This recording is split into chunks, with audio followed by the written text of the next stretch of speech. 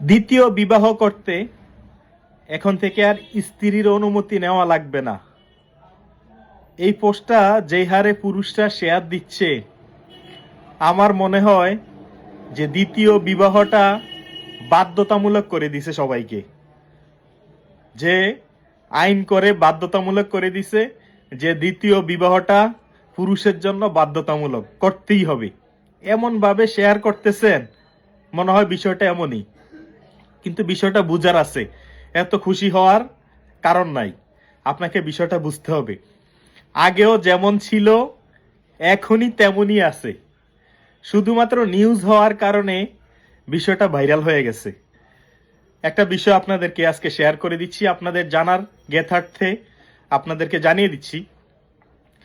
বলছে হাইকোর্ট বলছে দ্বিতীয় বিবাহর ক্ষেত্রে স্ত্রীর অনুমতি নেওয়া লাগবে না, কিন্তু হচ্ছে যে আরবিট্রেশন কাউন্সিল আছে, অর্থাৎ যে সালিসি পরিষদ আছে, সেই সালিসি পরিষদের অনুমতি লাগবে। এখন বিষয় হচ্ছে সালিসি পরিষদ কে, কিভাবে আপনি অনুমতি নিবেন, সেই সালিসি পরিষদে আপনার হচ্ছে আবেদন করতে স্ত্রীর অনুমতি লাগবে কিনা, বা স্ত্রীর অনুমতি ছাড়াও আবেদন করা যাবে কিনা, সে বিষয়ে কথা বলবো।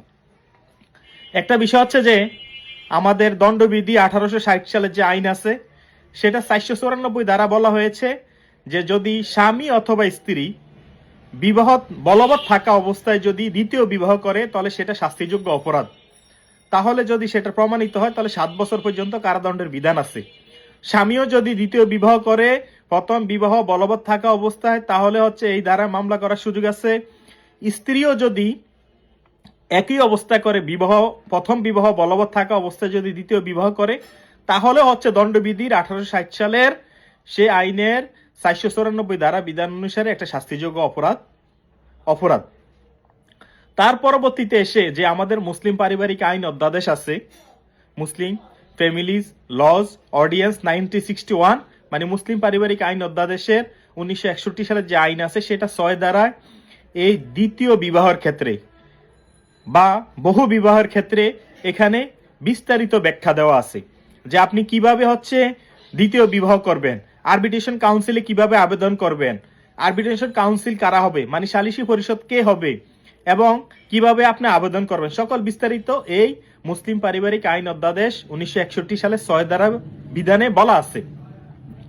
এখন বিষয় হচ্ছে এই সালিসি পরিষদ কারা। সালিসি পরিষদ যদি আপনি ইউনিয়নের বাসিন্দা হয়ে থাকেন, তাহলে হচ্ছে এই সালিসি পরিষদ হচ্ছে আপনার ইউনিয়ন পরিষদের চেয়ারম্যান হবেন সালিসি পরিষদ, উনি গঠন করে ছেলের পক্ষ থেকে, স্বামীর পক্ষ থেকে একজন এবং স্ত্রী পক্ষ থেকে একজন নিয়ে সদস্য নিয়ে এই সালিসি পরিষদটা গঠন করবেন।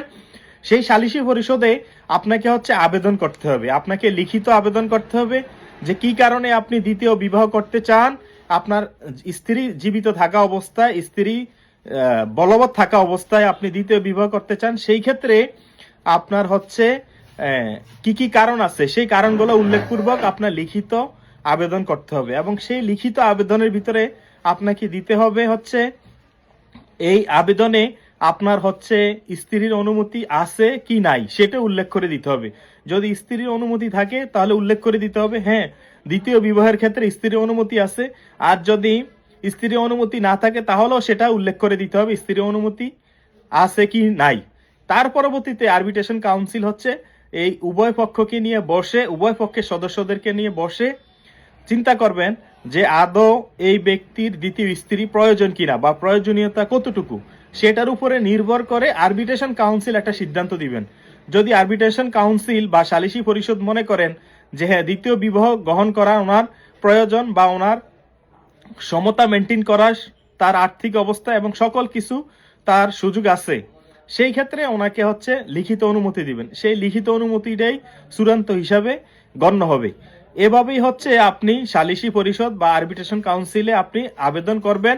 আবেদন করার ক্ষেত্রেও কিন্তু এখানে উল্লেখ করতে হবে স্ত্রীর অনুমতি আছে কি নাই। তার পরবর্তীতে আরবিট্রেশন কাউন্সিল, সালিসি পরিষদ আপনার উভয় পক্ষকে নিয়ে বসে তারপরে সিদ্ধান্ত নিবে এবং লিখিত আপনাদেরকে জানাবে যে আপনি আদৌ দ্বিতীয় বিবাহ করতে পারবেন কিনা। এটা হচ্ছে মূলত বিষয়। কিন্তু এই বিষয়টা 1961 সালের পর থেকেই এই বিধানটা ছিল, কিন্তু বর্তমানে এসে হাইকোর্টে এই 1961 সালের আইনের 6 ধারা বিধান চ্যালেঞ্জ করে একটা রিট দায়ের করেছিল। এই রিটটা খারিজ করে দিয়েছেন। মানে খারিজ করে দেওয়ার কারণে 1961 সালে যে 6 ধারা বিধান আছে সেই বিধানটা বহাল থাকলো এবং কার্যকর থাকলো। সেই কারণেই এখন নিউজ হয়ে গেছে যে দ্বিতীয় বিবাহের ক্ষেত্রে স্ত্রীর অনুমতি প্রয়োজন নাই। কিন্তু বিষয়টা পূর্বেও ছিল, এখনো আছে, নতুন করে কোনো কিছুই পরিবর্তন হয় নাই। সালিসি পরিষদ কারা হবেন? সালিসি পরিষদ বা আরবিট্রেশন কাউন্সিল হচ্ছে, আপনি যদি ইউনিয়নের বাসিন্দা হন তাহলে হচ্ছে চেয়ারম্যান হচ্ছে একটা আরবিট্রেশন কাউন্সিল গঠন করবেন। আপনি যদি পৌরসভার বাসিন্দা হন তাহলে হচ্ছে পৌর যে মেয়র আছে উনি আরবিট্রেশন কাউন্সিল গঠন করবেন। যদি আপনি সিটি কর্পোরেশনের বাসিন্দা হয়ে থাকেন তাহলে সিটি কর্পোরেশনের যে মেয়র আছেন উনি হচ্ছে আরবিট্রেশন কাউন্সিল গঠন করবেন। গঠন করে উভয় পক্ষ থেকে একজন একজন করে সদস্য নিয়ে, মনোনীত সদস্য নিয়ে আরবিট্রেশন কাউন্সিল গঠন করে সেখানে উভয় পক্ষের কথা শুনে তারপরে আরবিট্রেশন কাউন্সিল সালিসি পরিষদ সিদ্ধান্ত দিবেন আপনি দ্বিতীয় বিবাহ করার যোগ্য কি যোগ্য না। যদি যোগ্য হন আপনাকে লিখিত অনুমতি দিবে, যোগ্য যদি না হন তাহলে হচ্ছে আপনার আবেদনটা খারিজ করে দিবে। এটাই হচ্ছে মূলত বিষয়। আপনি আরবিট্রেশন কাউন্সিলের অনুমতি ছাড়া আপনি দ্বিতীয় বিবাহ করতে পারবেন না।